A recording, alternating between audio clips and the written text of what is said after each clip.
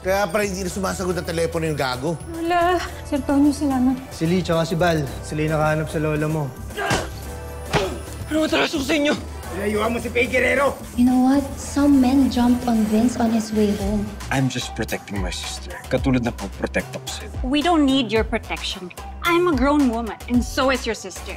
Can you just let us live our lives? Natimbre yan si Dante, sir. Nakaramdam siya na tinitiktikan siya. Alam niya, pati yung sasakyan dala namin, kaya pinutukan kami kagad. Kailangan natin pagplanuhan na maayos to. Pero gusto kong i-assume na everyone is compromised. O ito trabaho mo ngayon. Siguraduhin mo na hindi didikit yung pangalan ni Dante kay boss. Ano ang kinain niyo kaninang almusal? Hindi ko na matandaan. Papi, uwi na tayo. Wala naman akong sakit. Pasensya na po sa mga tanong ko, Nay.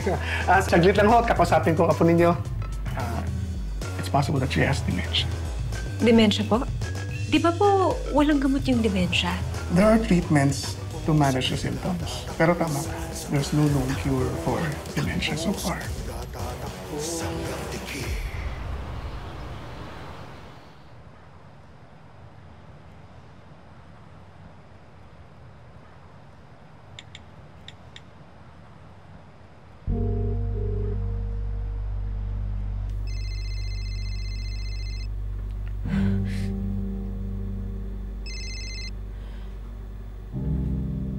Hello, Tonyo. Hello, Bobby. Kamusta si Lola Isang? Tonyo, may sakit si Lola. Most likely, dementia daw.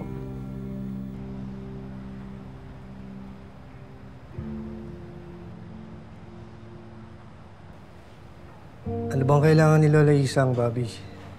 Sa ngayon, wala pa eh.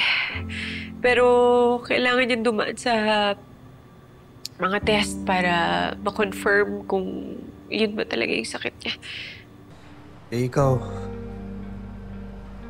May kailangan ka ba? Sabi ka lang, ha? Tonyo, 2 araw na kasi ako absent eh. Hindi ko nakapagpaalam kay Chief. Sagot na kita dun. Salamat. Tsaka, kailangan ko rin mag-file ng leave. Bobby, huwag mo na isipin yun. Ang importante, si Lola Isang. Salamat. Meron lang akong asikasuhin, pero bibisitahin ko kayo kagad. Thank you. Sige.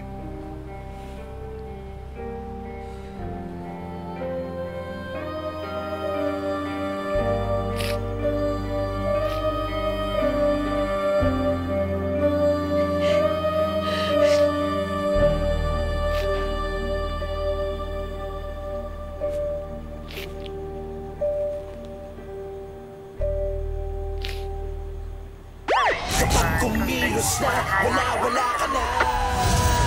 Takbo, takbo, saan ka tatakbo? Hawak ko ang laro, bigo ng oras mo. Takbo, takbo, saan ka tatakbo? Huwag kang aakyat, isang gandikit. Takbo, saan ka tatakbo? Isang gandikit. Good morning, Leo. Hello. Hindi sumasagot sa akin si Cecilia. Kuya, kung ayaw ka niyang pansinin, it means ayaw ka niyang kausap. It's that simple. No. Kung ayaw niya ako kausap, bakit may nag-text sa akin?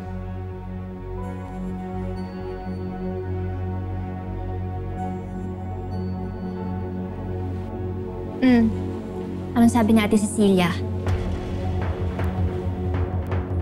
It's not her. See, ayaw ka niya kausap.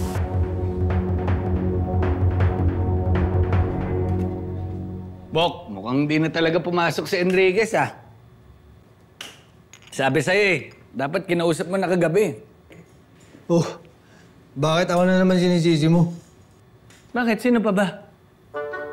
Well, kung sa bagay, pwedeng kasalanan ko na naman to dahil hindi ako nagpa-workshop pagdating sa pag-handle ng love life. Huwag ka mag-alala, Bok. Kapag may extra time ako, ititrain kita. Seminar ka sa akin.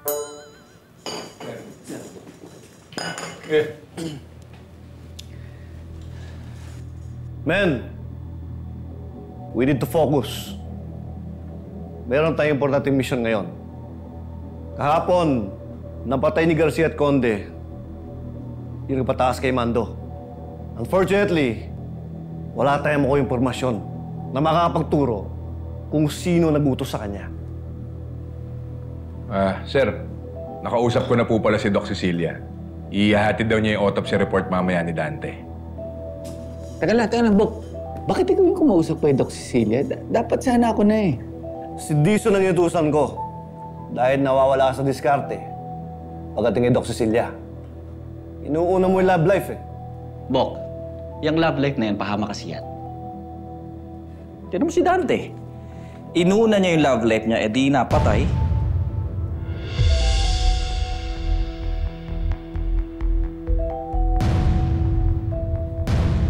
Anyway, sa tingin ni Conde, Mas mabuti siguro kung aantayin na lang muna natin yung autopsy report bago tayo kumilos.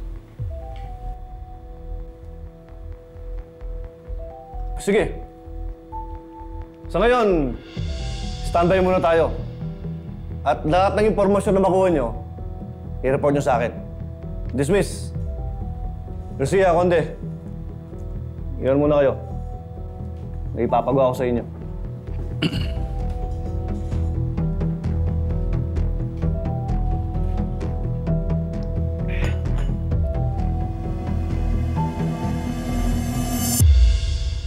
Sayuin mo na lang, tatampo lang yun. Vince? Oh, pwede kumuha ng birth certificate. Vince!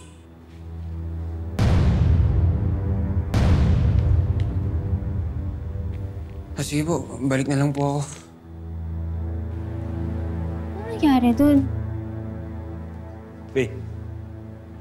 Pag hindi ka pinapansin, ibig sabihin, ayaw ka niya kausap. It's that simple, right?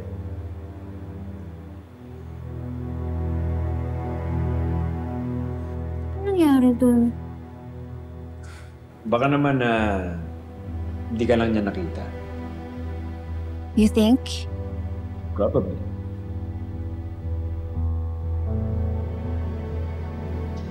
Anyway.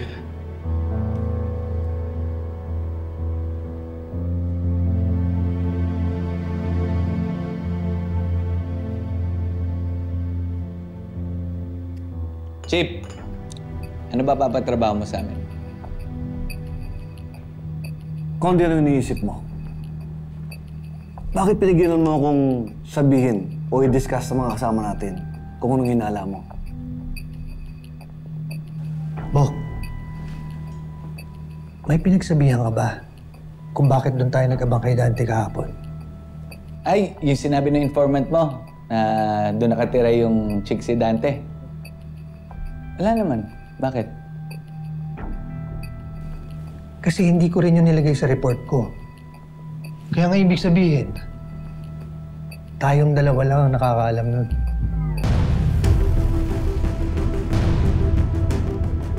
Sir, parang alam ko na kung paano mahuhuli ang ahas dito sa Station 12. Sana lang mali yung hinahala ko.